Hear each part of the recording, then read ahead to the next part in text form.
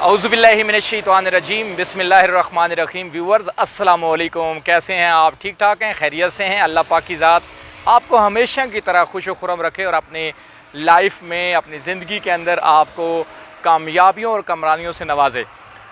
Viewers, life के अंदर, ज़िंदगी के अंदर जो गुस्सा होता है वो इंसान की अकल को खा जाता है। वो आदमी जो बहुत अक्लमंद होता है, बहुत सयाना होता है, बहुत समझदार होता है, लेकिन जब उसको गुस्सा आ जाता है तो वो डेफिनेटली अपनी ज़ात पे कंट्रोल नहीं कर पाता, अपने आप पे कंट्रोल नहीं कर पाता, अपनी सेल्फ पे कंट्रोल नहीं कर पाता, जिसकी वजह से वो नासमझ हो जाता है। दूसरे लफ्ज़ों में मैं अगर यूँ कहूँ तो ये भी गलत नहीं होगा कि वो जाहिल हो जाता है, वो मतलब अपने आप को कंट्रोल नहीं कर पाता।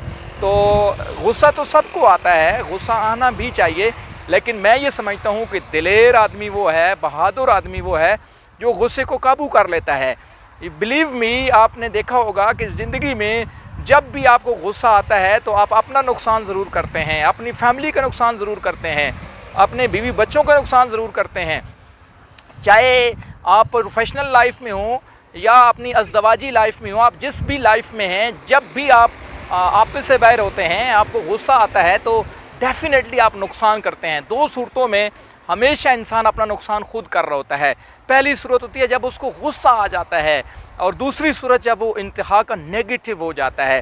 तो नेगेटिव होना भी बुरी बात नहीं होती, लेकिन नेगेटिव के अंदर अपने आप को कंट्रोल रखना होता है, और गुस्सा आना भी बुरी बात नहीं होती, लेकिन गुस्से के अंदर भी खुद पे काबू पाना होता है।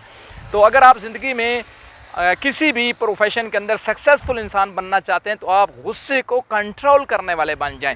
अगर आप गुस्से को कंट्रोल करना जानते हैं और नेगेटिविटी को पॉजिटिविटी में बदलना जानते हैं तो आप कभी ज़िंदगी में बड़ा नुकसान नहीं करेंगे। बड़ा नुकसान आज तक उसी ने किया है जिसने ना तो गुस्से को कंट्रोल किया और ना ही नेगेटिविटी को कंट्रोल किया। तो आई बिलीव कि आज का वीडियो आपको बहुत अच्छा लगा होगा।